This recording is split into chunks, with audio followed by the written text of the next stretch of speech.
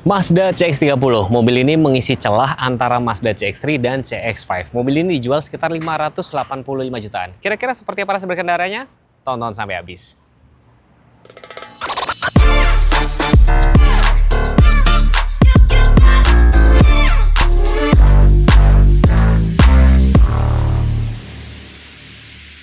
Yes, ini adalah Mazda CX-30 yang dijual sekitar 580 jutaan yang mengisi ruang nih antara CX-3 sama CX-5.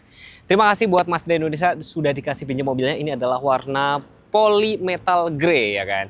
Kita lihat dari tampak depan dulu ya. Jadi sesuai dengan filosofi Kodo Design dan Jinba Itai, nanti kita bakal berkendara sedikit-sedikit ke jalan biasa sama jalan tol, rasa berkendaranya seperti apa. Yang udah pasti gue selalu bilang mobil ini diciptakan untuk orang yang suka mengemudi. Key fobnya seperti ini, logo Mazda, simple dan elegan, tombol lock, unlock buat buka bagasi belakang. Tentunya sudah lengkap dengan Mazda radar cruise control dan lain-lain termasuk kayak blind spot ya kan, itu sudah lengkap semua dan cukup smooth yang nanti kita bakal coba buktiin. Di sini ini bukan sekedar logo biasa, tapi di sini juga ada sensor-sensor dan grillnya nih, signature wingnya tuh ganteng banget ya. Lampunya juga sudah LED. Tuh, lampu sini di sini. Dan kalau teman-teman gue nyalain unlock ya. Dia tuh kayak berpendar gitu loh, termasuk lampu belakang yang berpendar kayak irama detak jantung ya kan. Di sini ada sensor-sensor yang cukup ngebantu pada saat kalian berkendara di kemacetan.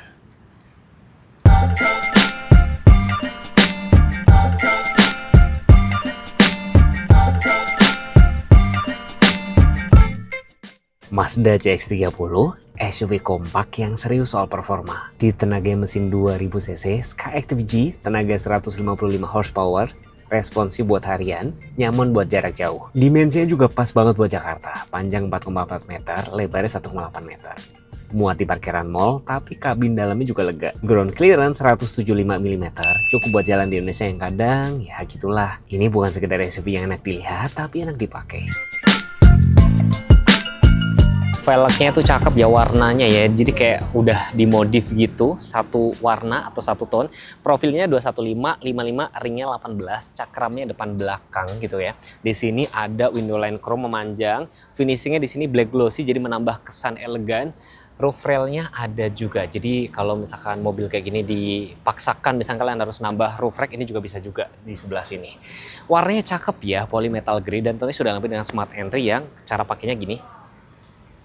Dia akan ngunci, untuk bukanya lagi tinggal gini aja. Tuh, praktis banget. Saya mau kasih lihat yang ini ya, pada saat dia pencet unlock, tuh lampunya tuh seolah-olah berpendar kayak denyut jantung. Lampunya cakep ya. Terus di sini ada emblem Skyactiv G, Mazda CX-30, ala-ala kayak coupe-coupe kayak gitu. Defogger ada, wiper ada, spoiler. Di sini tuh kayak two-tone seolah-olah warna hitam black glossy, ada Heckman stop lamp. Terus dia juga sudah dilengkapi dengan electric power back door nih teman-teman. Jadi praktis banget. Terus di sini bagasinya cukup gede, di bagian dalam sini juga dilengkapi dengan ban serep juga. Tangki BBM letaknya sebelah kiri itu bisa muat sekitar 51 liter. Dan yang menarik, kalau di sini saya baca ya, minimum 90 RON. Tapi memang tidak dianjurkan ya. Pokoknya dia bisa minum Pertalite, kasarannya kayak gitu. Tapi malu dong ya, masa punya Mazda diisi Pertalite? Yang bikin gue salah fokus, ternyata selain buat taruh ban serep, cerdas banget nih Mazda. Ada subwoofer Bose di sini. Jadi selain kabinnya kedap, kalian bisa menikmati suara speaker Bose dengan nyaman dan mantap gitu loh. Di sini juga ada dongkrak juga. Duduk baris pertama, menurut gue ini cukup nyaman. Joknya sudah elektrik. Posisi ini tuh driver oriented banget. Gue masih suka suara mesin lagi. Terus head unitnya itu juga mengarah ke gue, ke driver gitu kan. Masih ada tombol-tombol AC juga, AC-nya dual zone, terus kayak tata letak transmisi, cup holder, wireless charger, masih ada tombol-tombol fisik kayak gini. Semuanya tuh menurut gue cukup ergonomis. Ini kabel-kabel buat apa? Untuk kayak kalian misalnya mau ngecas ya, jadi kelihatan rapi banget, bisa ditutup kayak gini. Tuh. Termasuk di sini safety belt dia ada adjuster, ada hand grip juga, sun visor tuh ada kaca, terus kayak di sini spion dalam day and night. Ini sudah automatic. Sudah ada tempat kacamata, ada sunroof juga yang kalian pakai mungkin pada saat berkendara di pegunungan. Kalau misalnya kalian merasa kayak ketinggian, kerendahan, kalian bisa atur karena sudah tilt dan teleskopik. Di sini setirnya sudah kulit, ada stitching asli, masih ada tombol-tombol fisik di sini. Terus ada pedal shift juga.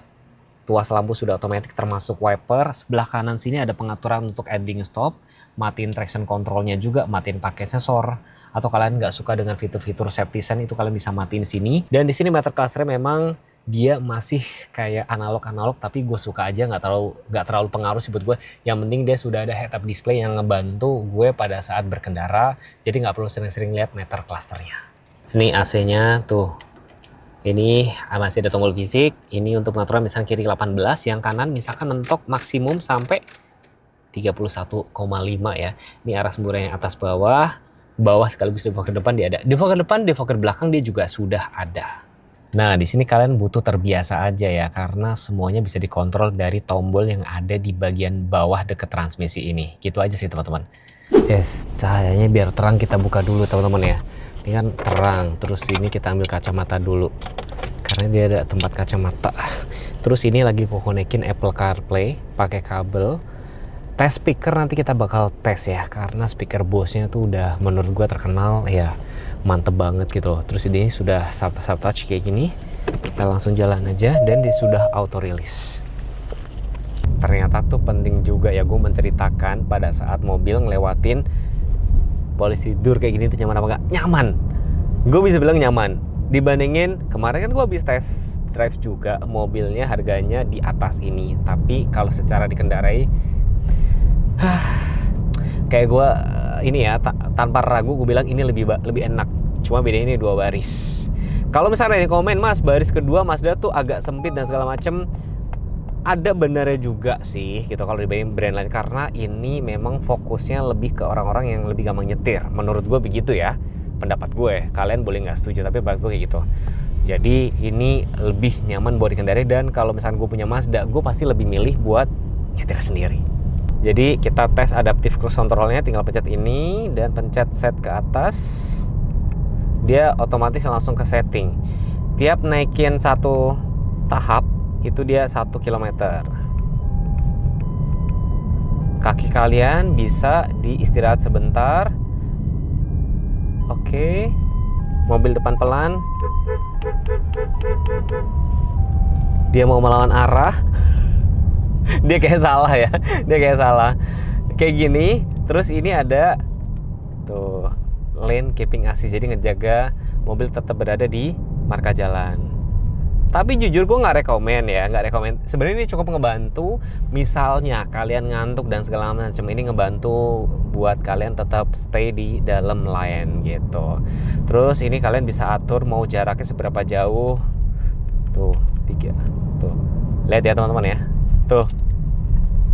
Tapi gue nggak rekomen, gue nggak berani. Even ya mobil secanggih apapun gue masih belum berani saat ini. Karena SDM kita juga kayak masih suka serampangan kalau nyetir.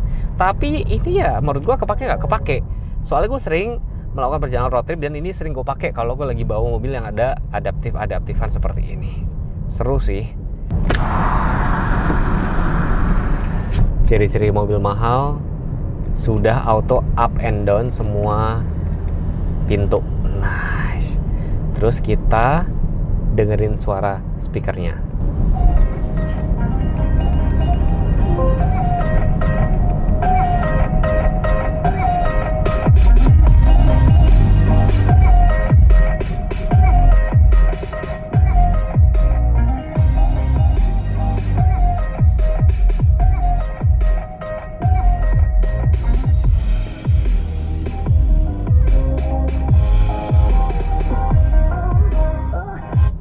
Menurut gue kabinnya kedap, speakernya mantap, terus suara ban tuh nggak terlalu masuk ke dalam gitu.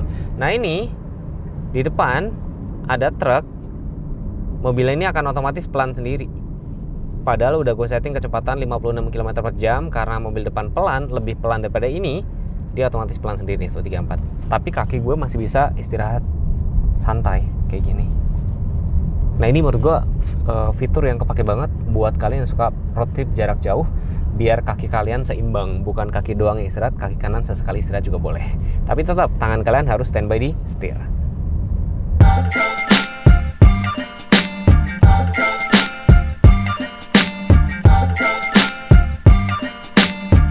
Jadi kalau misalkan ditanya, Mas rekomen nggak? Rekomen aja sih. Jadi bener mobil ini cocok buat teman-teman kalau misalkan mau ngambil CX-3 kekecilan, CX-5 kegedean, ini pas banget.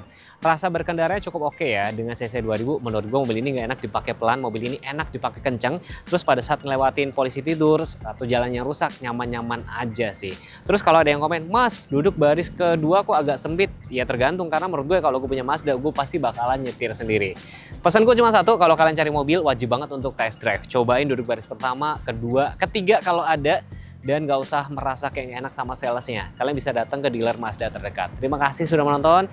Jangan lupa follow Instagram gue juga, teguh.ku. Gue bakal sering kayak review-review singkat atau bikin video ASMR. Terima kasih. Bye-bye.